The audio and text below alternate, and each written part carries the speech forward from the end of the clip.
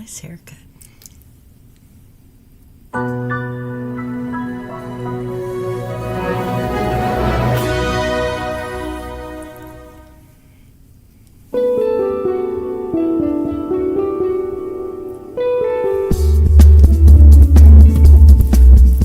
This is Mainstream Metaphysics with your host, Nick Newmont.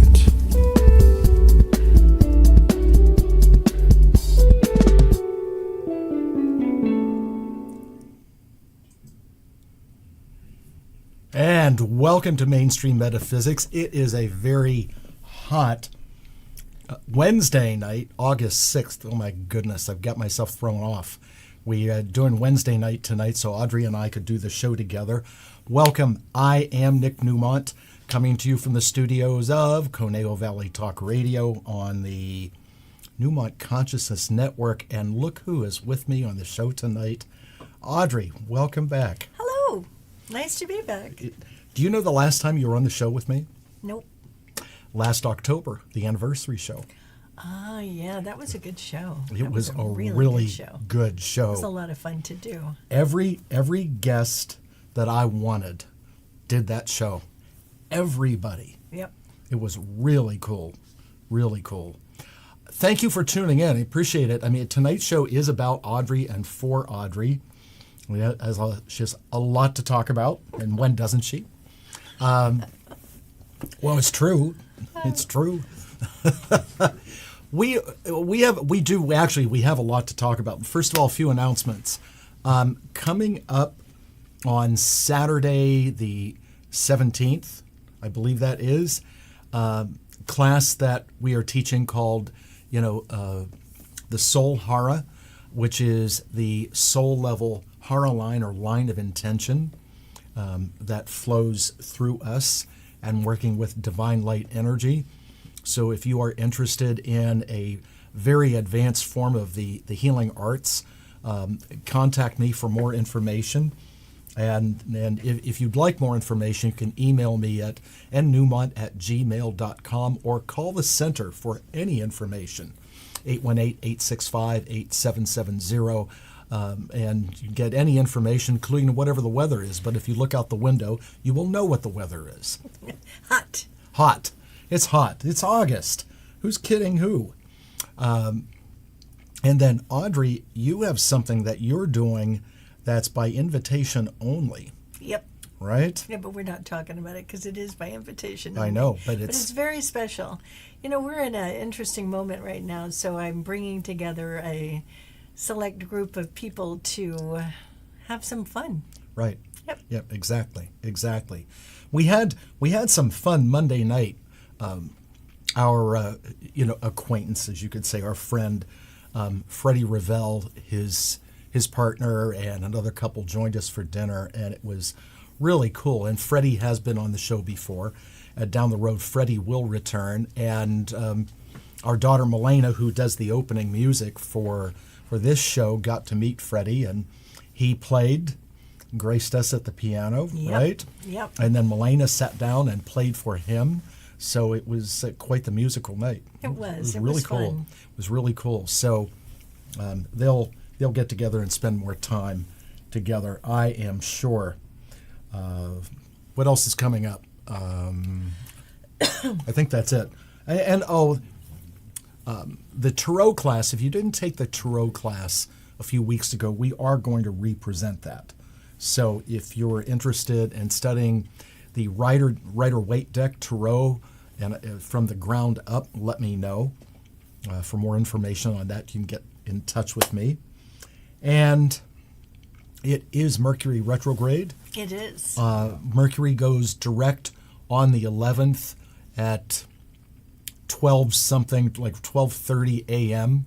So when you wake up on the morning of the 11th, it will be Mercury direct. But it has been a Mercury retrograde for the ages. I mean, people changing their minds and electronics breaking and you name it, and mostly communication gaffes. Yeah. Right? A lot of people being snappy with each other. Yep. Oh, a lot of that going on. Well, it's going to be snappy Miscommunications. because it's retrograde in Leo, Yeah. which means, lion, So if they didn't get you with the right paw, they get you with the left paw. God. The other thing that about this Mercury retrograde in Leo that a lot of people are complaining about is low energy and not feeling like working out. And Leo rules the fifth house, which is your cardiovascular system, your athletic system. So people need to consciously work through that and move through that. Yeah. Because it has messed with energy levels too. People are grumpy, right? So anyway, there's something that Audrey and I have been doing, or I've been doing for a long time, and Audrey has circled back on, is that she has been joining and partnering with me on doing house cleansing, house blessings. And we've done quite a few recently. And we have more coming up. Yes, we do. And we actually drove to Encinitas on Sunday morning, leaving the house at 7:30. And that's just north of San Diego. So we're taking it on the road quite a bit. We were in Newport Beach a few weeks ago. That Newport Beach, we did a home that was 13,000 square feet. Yep. It was a monster of a home, and it was really beautiful and very unique in a lot of ways. When we do those jobs, it's a fun thing for us.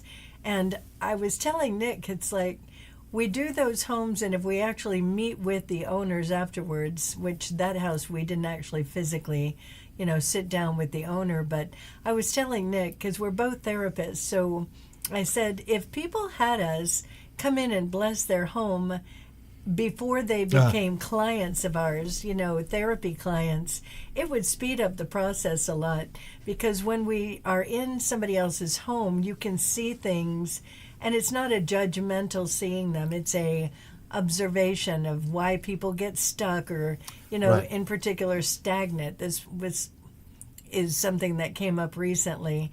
And people, why they have issues with maybe organization or manifesting what they want, or all the different things that people create or want to create in their lives. When we can go into somebody's home and we can see them in their environment, like seeing the Right. lions in their environment. Their natural habitat. In their natural habitat, it would move things along so much faster, because a lot of times when people come in session with us, they want to present, all the good stuff, which is why I like personally working with families, because somebody's always outing somebody that they don't share with us. So then we have this ability to, all right, so here's what's going on, and we get to be a mirror for them and help them to figure it out, right? Right.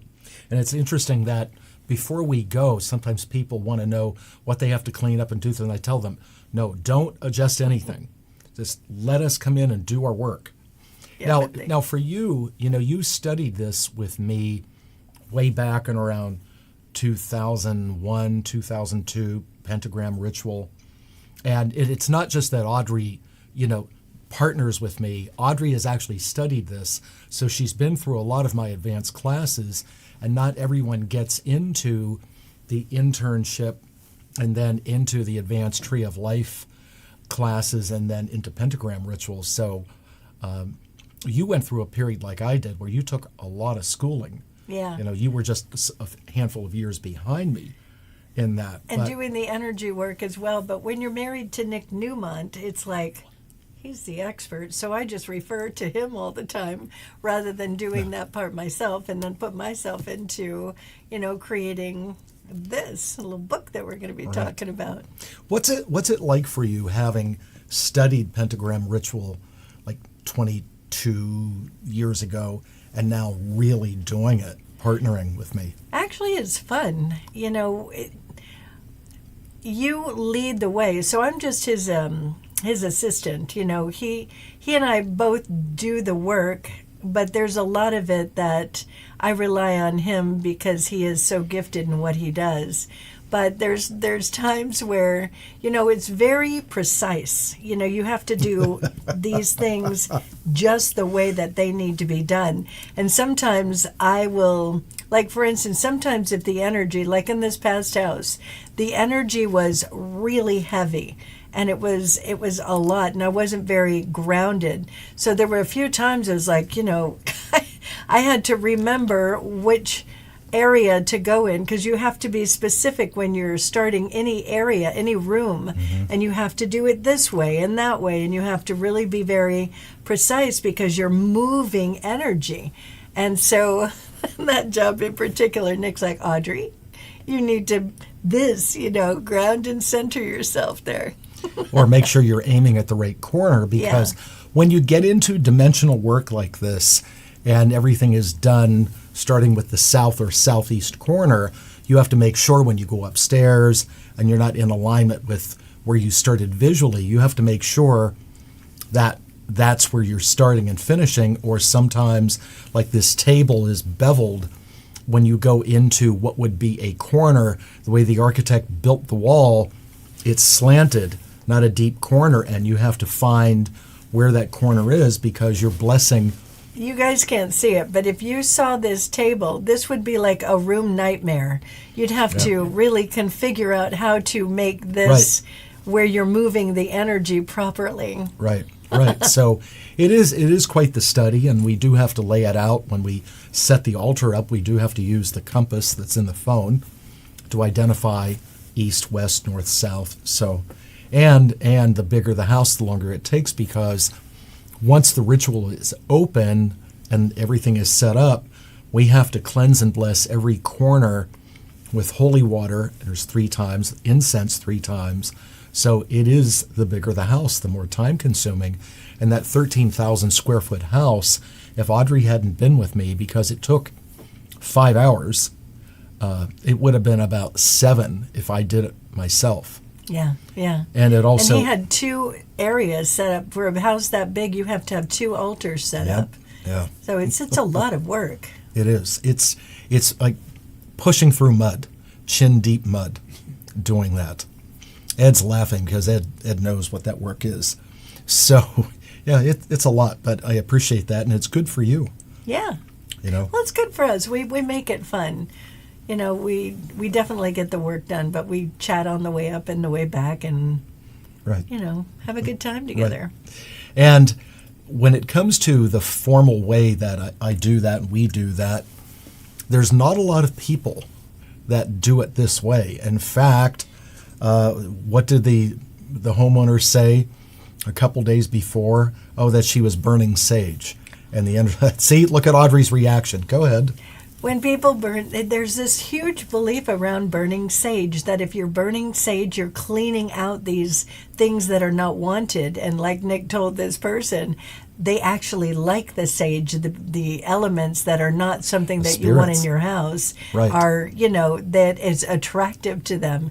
So sage is one of those things where you cleanse the house and then you sage it to bless it afterwards. Right. If you want to use something like John the Conqueror, or various things that Nick knows a lot about, then, that's what you use to cleanse it out. Yep. But yeah, especially if you're dealing with Native American spirits, sage and sweetgrass, they actually feed off of it. Yeah. So if you have questions about house blessings the right way, or concerns about something that's going on, in your home, get in contact with us, because we can answer some of those questions before something happens that you don't want to happen.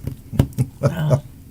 Nick needs to do a show one time about all of the interesting things that have happened when doing house blessings, because there are stories. We're not going to get into it tonight. That should be a whole nother show that we have you talk about, because he's come home from a lot of these things. I mean, he's been doing this. We've been together for almost 26 years, and he comes home sometime with these stories, and I'm like, dang. It's going to be interesting when we run across one of those stories. It'll happen. I mean, I've seen things that make science fiction look like Sesame Street. Yeah. So, and just to be clear about that, because this place that we were just at, the couple was asking us about that. When you're doing this kind of work, you really want to be in your power. You want to be light and bright. These things can't really touch you unless you're going into your fear, right? Do you want to embellish a little on that? Well, it's thought forms, and that's something, thought forms, I actually want to talk to you about. Look, fear is going to draw to you what you don't want. That's the bottom line. So as we segue into, there it is, the Mind Trip Game, Audrey's book. Yay. Okay, we're going to talk a lot about this. I have a question for you, and what you just said is the perfect segue. I thought about this the other day. By the way, just FYI, I have no idea what he's asking me tonight. She doesn't. This is unrehearsed. As Craig Shoemaker always says, save it for the show. Yeah. So, you know where my head goes a lot of times and what I think about, and I have that comedic side to me, and I explore a lot of what ifs. So, you're an expert on the mind, manifestation. Your book is the Mind Trip Game. So, if a person purposely tries to draw the wrong thing to them, how would that work? In other words, vision boards. You put up everything that you don't want. And remember the episode of Seinfeld called The Opposite, where George said everything he did turned out wrong, so now he was going to do the opposite? Because if he was wrong before, then now he had to be right. So what would happen, and this is not a trick question, this is a legit question, that if a person sat down and put up a vision board which was the opposite of what they wanted, they put up like a negatively charged vision board, how much of that would actually happen to them? Well, it depends on how intentional they were about it. I thought you were going to say that. And, it's a very interesting question because people do that all the time anyway. I just had somebody recently in session. I was like, well, what do you want? Well, I don't want this, and I don't want this. And they're literally telling me what they don't want when what I ask them is, what do you want? And so when I was able to share with them, I asked you specifically what you want, and then your mind immediately went to, well, I don't want this and I don't want this. That's what we're doing in our mind. And rather than focusing on what we do want, and that is crazy enough, it's a super common thing that people do. So when you're in your mind, and especially when you're in your feelings, there's that part of it where those are negative. It's like having a vision board saying, well, I don't want this, and I don't want this, and I don't want this. And that's what you're going to get. You're making that your navigational system. It's just what happens. Well, we know that we are prone to subliminal suggestion. And we've known that out of Madison Avenue for 50 years, the subtlety of a billboard and stuff like that. But it like I said, it wasn't meant to be a trick question. And I knew you were going to say something about intention, because the person say, well, I just did that, but I don't really want that to happen. But if they see that enough and they're reminded enough of whatever that is, there's a part to the book where the intention, Ed, can you bring this up? Yeah. It's the navigational system. So I put this together in a way that I wanted it to be super simple for people, and I wanted it to be where, you can use this to, make your way in the world. So you can't see it as well because of the green. So this is your navigational system. So I use a whole thing with a car analogy, and in your dashboard, if you're putting in your maps, this is the navigational system. So the first word there is intention, which is in green. Green means go. Attention. That's the second thing. These are the three things that will keep you on the road. So you're setting the intention. This is where I want to go. Like, for instance, we all get in our car and I'm going to go to the grocery store. Or Nick and I knew I'm coming here to do this show with him. And we're going to do the show together, and we're going to answer these questions, and we're going to do the best that we know what to do about all of this. So the intention was set. My attention the whole way over here is on, yay, this is going to be fun. It's going to be interesting, and who knows what he's going to ask me or where this is going to go. But my attention is on the reason why I would do it. I have this material that I put out in the world, and this is just another way to put it out in the world. So it's just sharing that. And then the third button, the third thing that creates the navigational system, is your perception. What do you believe about you? What do you believe about the world? What do you believe about anything? That's part of what creates where you're going. So when you're asking if people, have this unconscious, you don't get in your car and think, oh, I don't want to go to Vaughn's right now because I really want to hit Ralph's. Then why would you be thinking about Vaughn's? I'm getting in the car, I'm going to go to Ralph's, and I'm going to do whatever that is there. But people forget that we're wildly creative. So it's just as easy as when you get in your car. It's like, what are you laughing about? Sometimes I don't want to go to Costco, but Audrey's intention is that I go to Costco. I end up going to Costco. Because my intention wins. I want to ask you a question. This is actually a scenario that you know about, and this is where intention is lacking. All right, so there's a story I've told many times that there was a couple that they were dating for 6 years. This is a mature couple at the time, 50, and after dating for so long, she wanted a commitment, and he wasn't doing that, and I was working with both of them separately. And after a few sessions with him, and obviously they really cared about each other, he said the following words: when I met her, I was dating other women and I had no intention of marrying her. And I went, that's it. He's like, what? I said, that's it.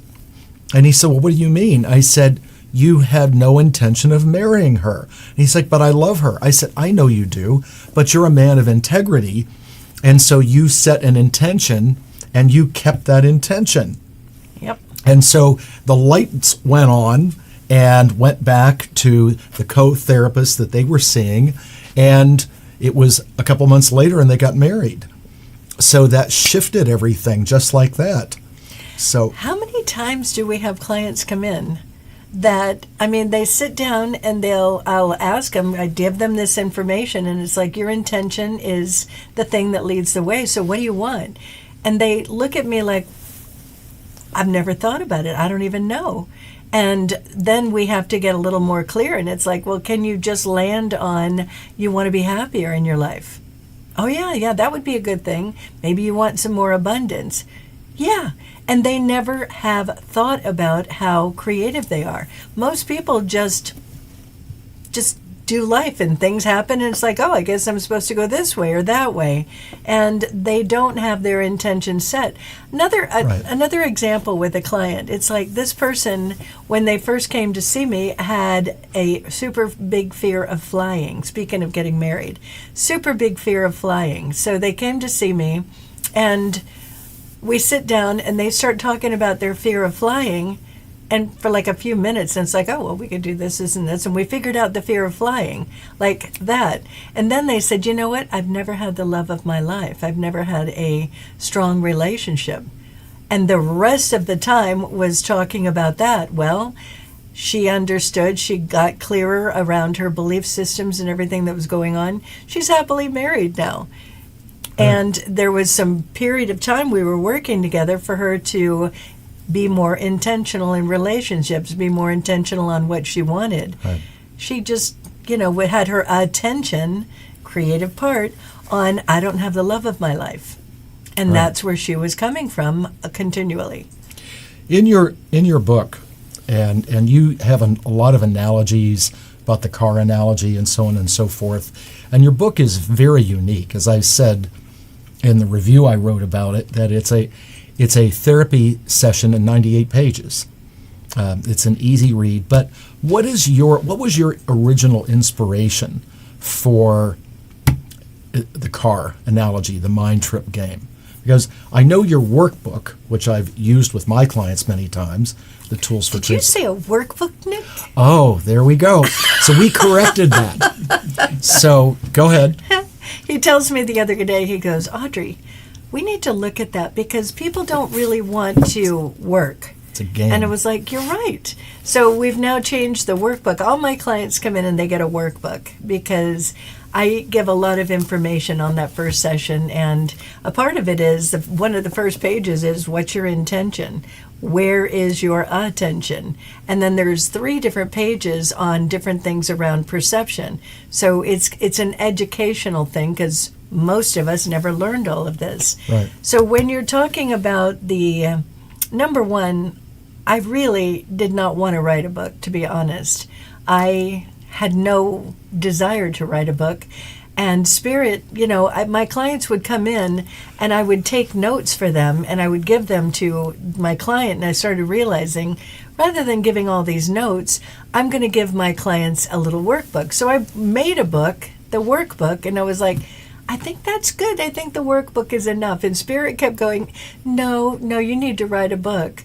And I was like, well, I've read them all, and that's why I can do what I do. I think they've already been said. And Spirit was like, not the way you say it. So I went on one of my camping trips, and I was sitting on a log in the middle of the woods by myself, and Spirit was like, games. People like to play games. And so at first, there's actually another book. It was about gaming. So this book turned into the mind trip game with the car analogy, because I had the car analogy and then I was mixing it in with the whole it was about gaming. So instead of it being the game board that it looks like now, it's a whole different game board. I'm not going to get into that because that book will be coming out at some point. But then it turned into people drive everywhere. And then I made this whole thing with the car analogy. So it's a game board, and then the game piece is a car. And the car represents the body. The driver is your soul.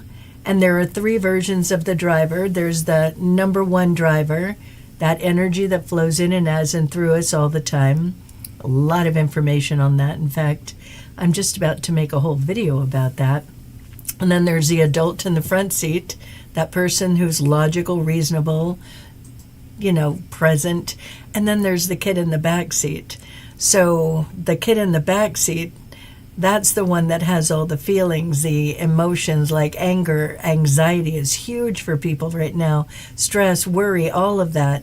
So it turned into having it be where in the book you're learning so much about who you are. Like most people have no idea that what their engine looks like, and that their heart does all the things that the heart does.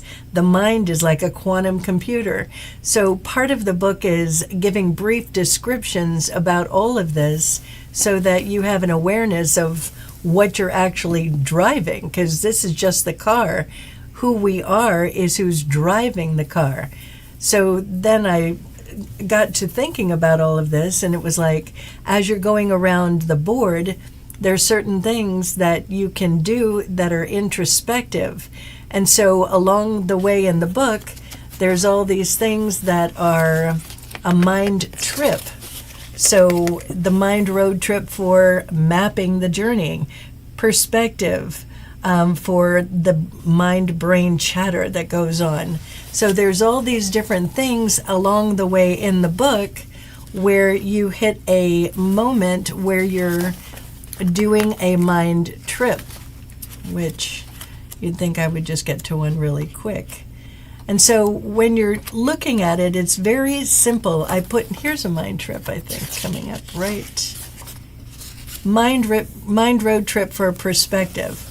So when you're doing this, you're literally stopping and you are using your own notebook and you're answering questions. You're getting yourself into your own critical thinking so that you're able to recognize what's going on in your subconscious mind.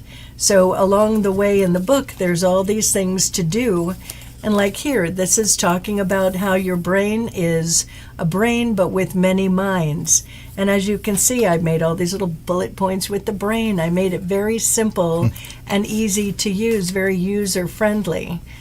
And like this is the whole thing about perspective. It's subconscious, destructive thinking. So you can look in here and recognize what you're doing, because we all do our unique own thing about it. Actually, I just saw something here. This is an interesting one because I talk about myself in the book a little bit, because everything that I wrote, I had to literally learn myself. So I took a lot of my own story. I took a lot of science, the mind, the spirituality, and I rolled it all up into this one little book Did that answer the question? I went a long way on that one. Yeah, definitely. Oh, and one more thing about the car.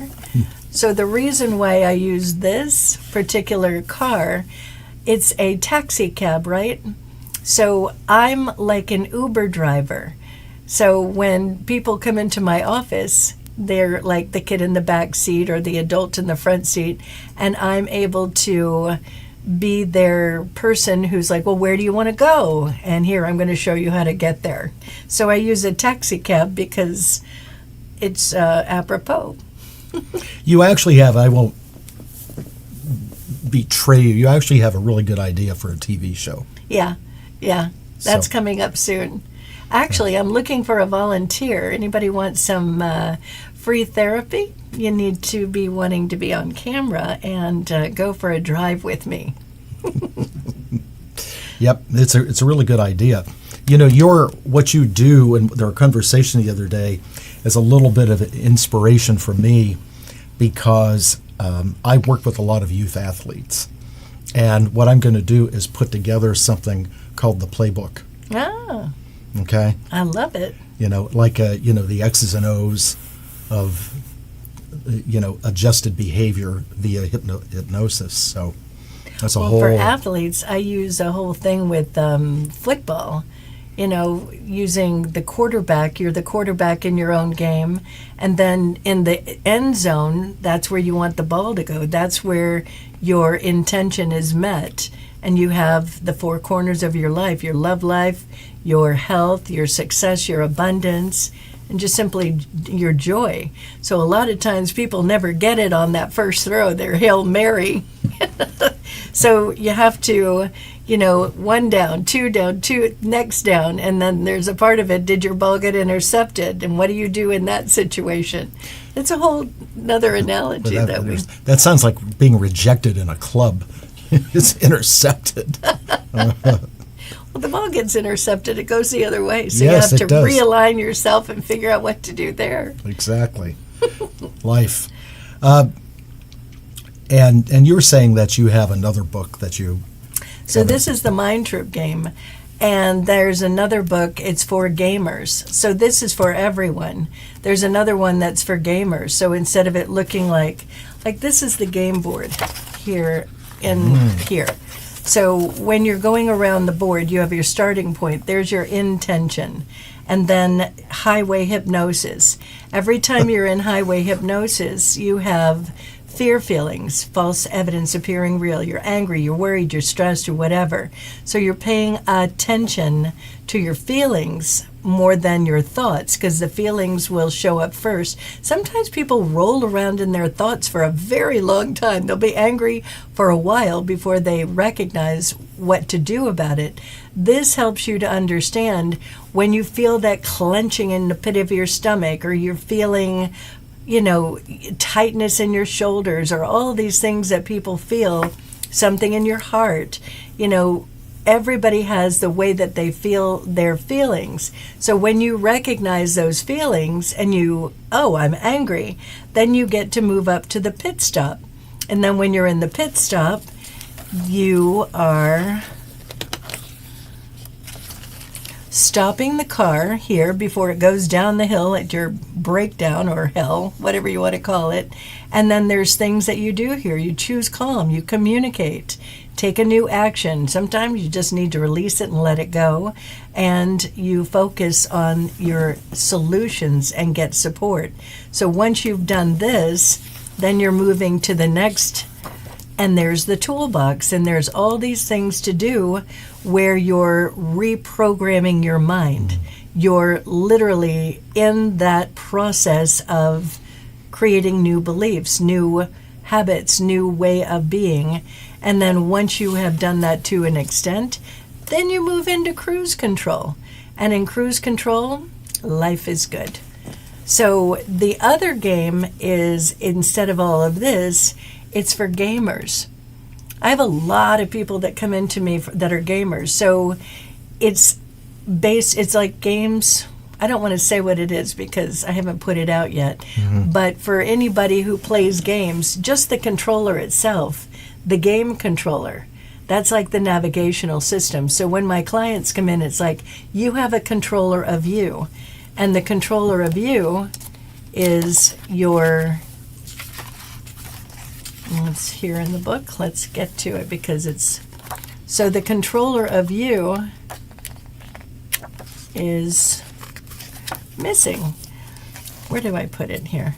At any rate, the controller is that thing that makes everything happen. I'm not going to dig around and get to it. So the controller is your mind. And when you understand how your mind works, there's everything. So when you get into a fear feeling, it's a kid in the back seat and you're in your subconscious negative thoughts. And so when you're able to stop and recognize it and see what's going on, and you're looking at your timeline to see when this happened, all of these things work together so that you're able to do the process in that part of the toolbox to get to what's happened, what the kid in the back seat's got going on. Is all this making sense? Yep. So the new game, instead of it being the navigational system, it's a controller, and the 3 buttons on top are intention, attention, and perception. It's the same thing, it's just a different format. There's going to be another book as well for kids, and you're riding a bike. That's cool. Yeah. When you have your, you talk about the tools, okay, and you're very big on tools, okay, and you have been very vocal about therapists that don't give people tools and the therapists that do. But the question I have is, people have a tendency to focus more on the problem than the solution. Why do they do that? Why do people focus on the problem? I think we've been trained to. I think we have been trained to. I mean, when you're looking at your own life, if you're one of those people, a lot of people do that right now. So if you recognize, you don't judge it, we just have a tendency to focus on the problems. So when you do that, you're looking at your timeline. And we all were in the back seat of our parents' car. And for a lot of my clients, it's like, were either or both of your parents like worriers? Did they focus on the problem? Were they stressed? They're not doing this. This isn't happening. All of these things. When we're in the back seat of our parents' car, we're always in hypnosis. We're always just taking on the program of who we be in life. So when we're watching our parents worry and stress and, it's a lot about the problems, that's what we learn. And then we start creating experiences and more experiences. And so it gets to be like a snowball effect. So when you can recognize, oh yeah, you know what, instead of focusing on what I do want, I'm worried about, like for instance, I've had many people come in and it's like, all right, so like I'll give an example. Somebody needs to get a new job.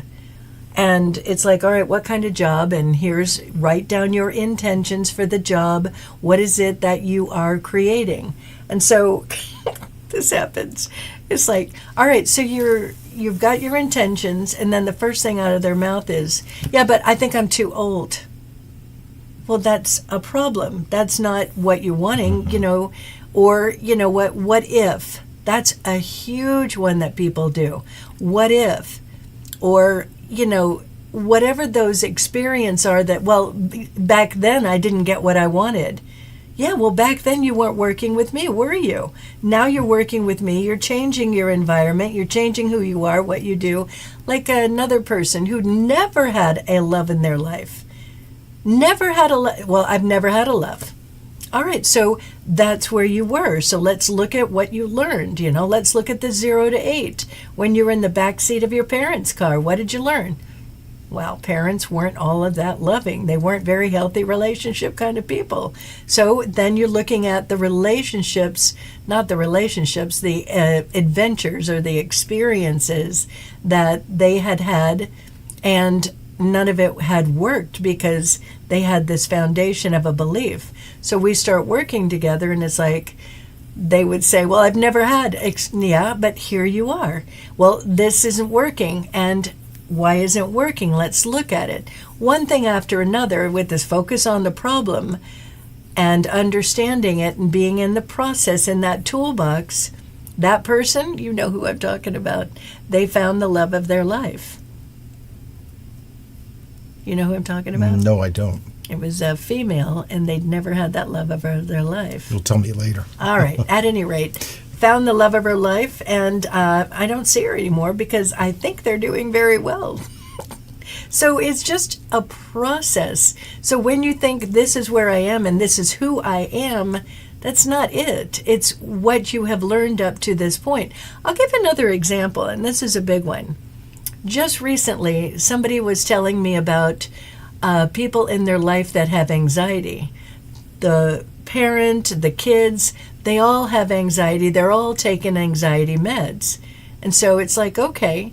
And then there was somebody else that knows these people, and they were asking me, well, Audrey, because they have a belief around anxiety. I mean, people just think, I'm anxious, it's who I am, and it's just what I do. So as an example, when you're a kid and you're in the back seat of a car of a parent who's anxious, and especially if the mother's anxious, you're in her stomach while she's anxious. You have that familiarity of anxiety, and then you come into an experience. We've worked with many people True. That's have true. had this experience with anxiety.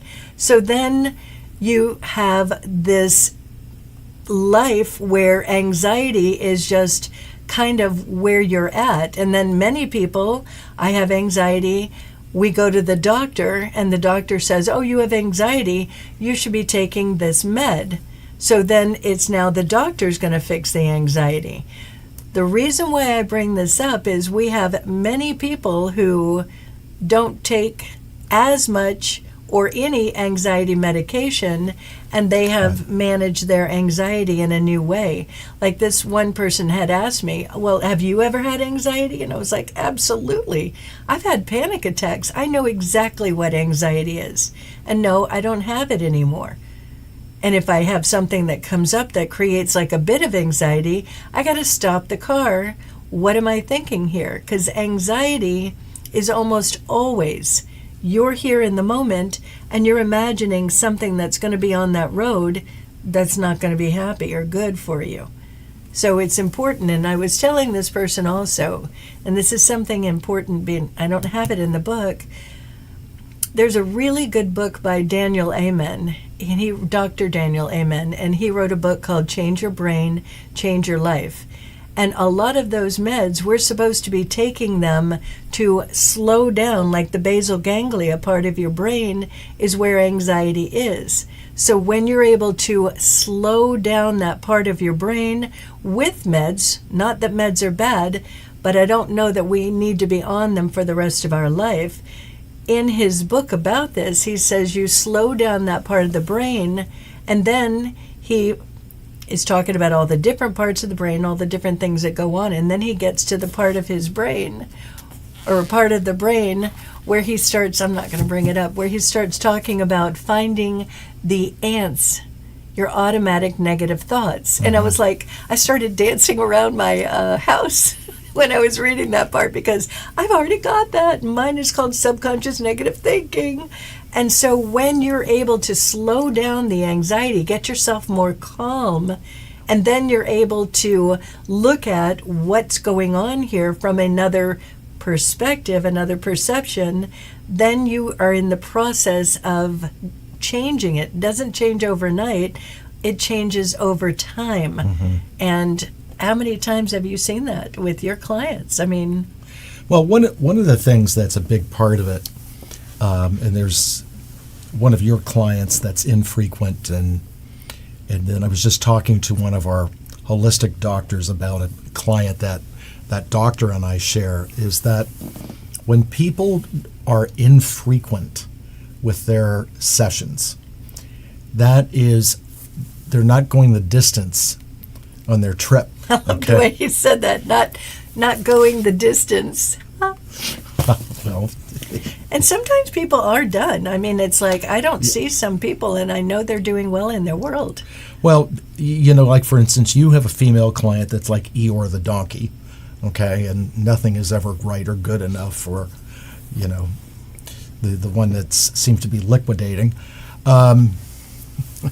Audrey's smiling like a Cheshire cat. She knows what I'm talking about.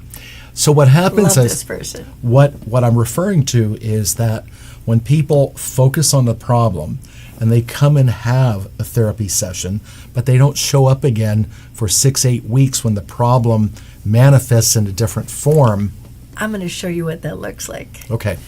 And I tell my clients this. This is a really interesting thing. So imagine that you are up against your ego, and it's the kid in the back seat, and you're just miserable, and it's unhappy, and life is like shitty, and really not happy.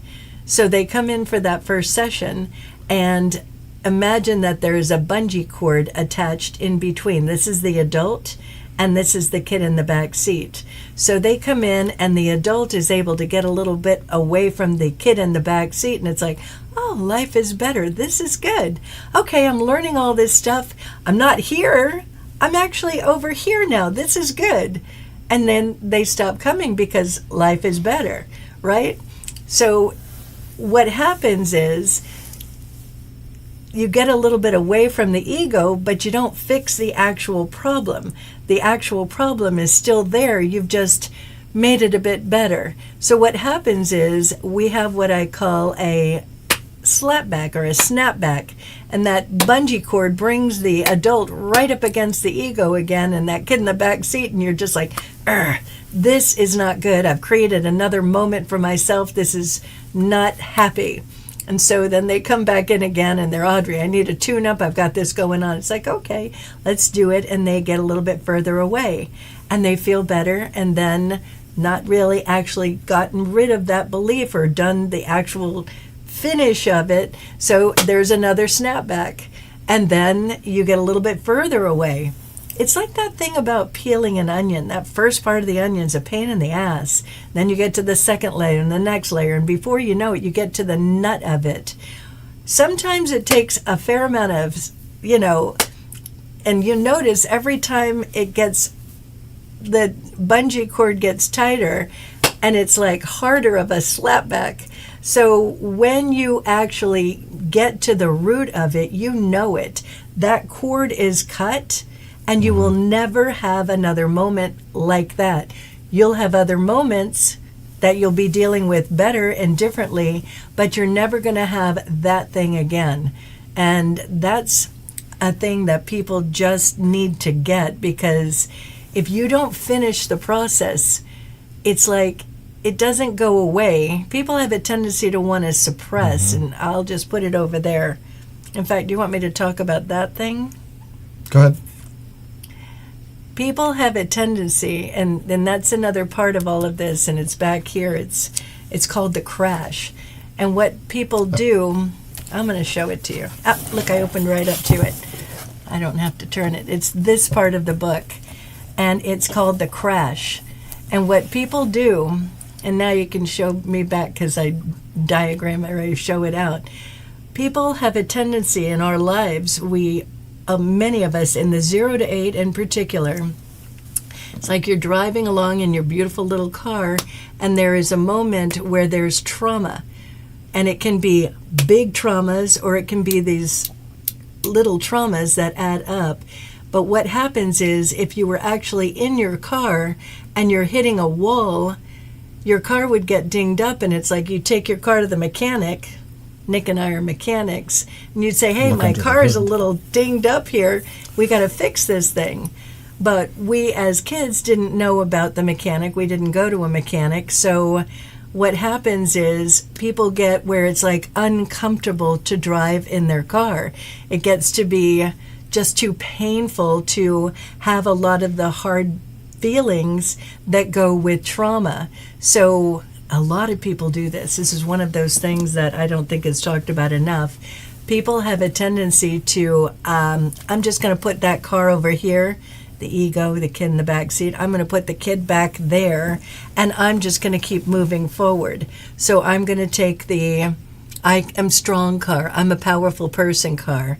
People take an I'm an addict car because they can't deal with those feelings. I'm just going to numb them out.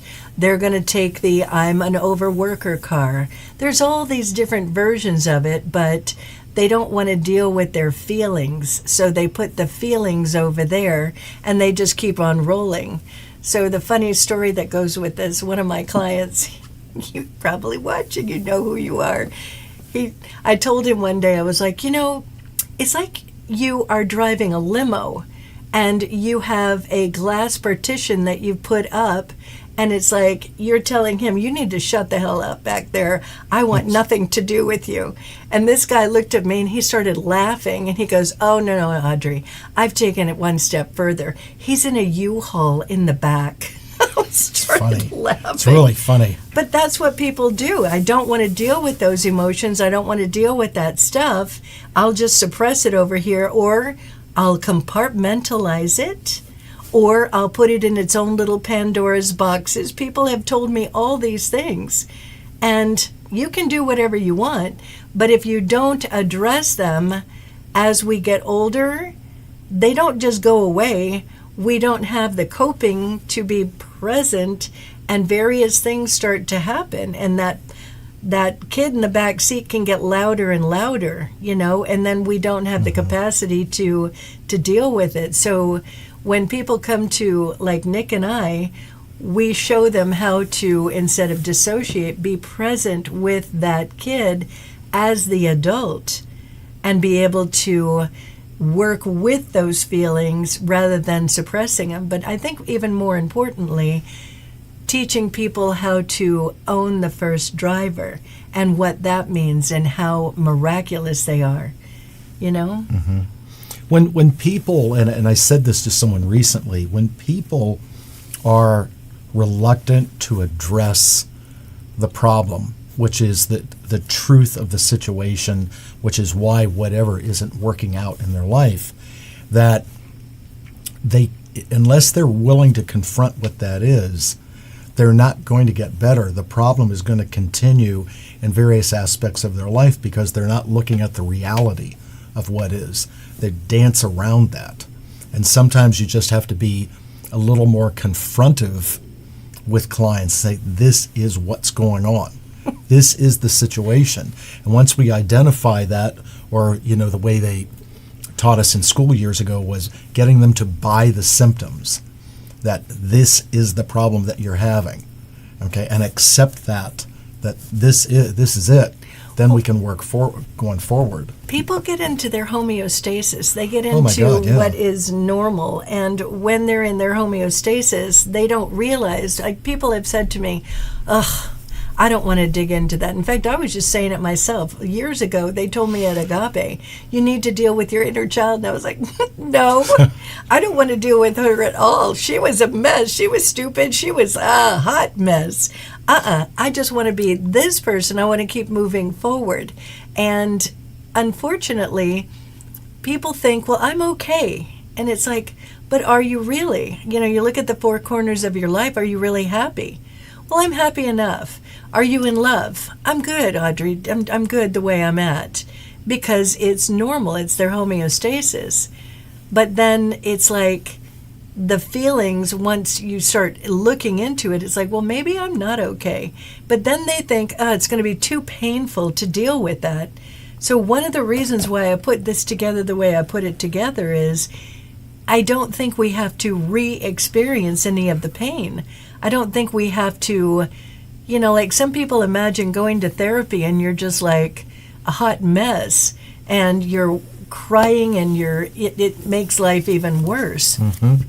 And it's not like that. You're already worse. People don't get that part because your normal feels like, it's okay. It's just what life is. Right. Instead of realizing, but it could be a lot better. Exactly. And it can be. Your book makes therapy fun. Okay? That's the intention. It's not dry. It's not a DSM. It's really a fun read. And so many times, and there's, oh my God, there's so many self-help books out there. Yeah. Okay? I mean, there's so many.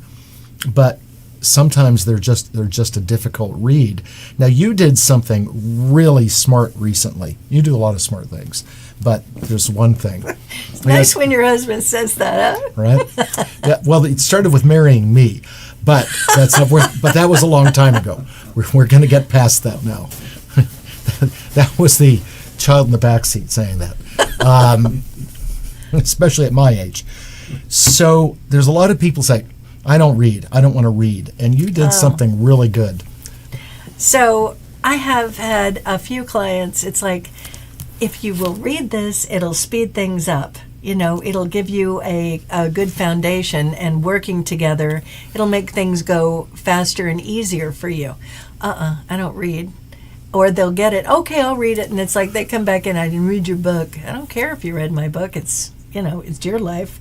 I never care. When people come in, it's like, I didn't do what you wanted me to do. It's like, I don't care. It's people just going to do what they're going to do. But I started looking at it, and then I started realizing, if people tell me that they don't want to read it, like a lot of people don't have the capacity to just sit down and read a book. So what I did is I sat down and videotaped me reading the whole book. And I'm going to tell a really quick story about that. When I was working with my publisher, I didn't realize I was working with AI. So long story short, I think I said that on another podcast.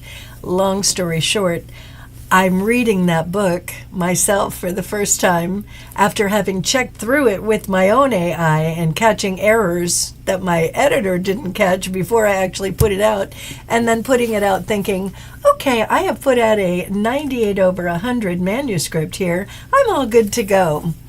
Then I'm reading it, and it was my own little kid in the back seat. I had a few moments while I was doing those videos going, oh my gosh, there's a mess here. There's an error. There's these things that are going on.